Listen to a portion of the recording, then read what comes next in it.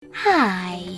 In front of me is our 90 Lite, and today I would like to show you how you can delete a password added to Google Passwords Manager.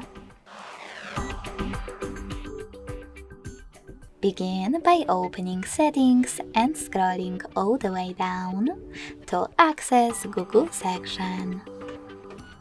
Then tap on Autofill, Autofill with Google, and Google Password Manager.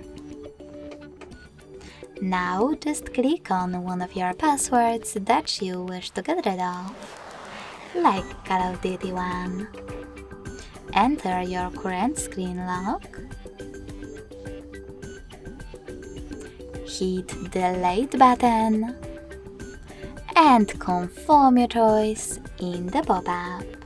So when I do that, as you can see, my password was successfully deleted from Google Passwords Manager. Thanks so much for watching. If you enjoyed this video, don't forget to leave a like, comment and subscribe. Bye!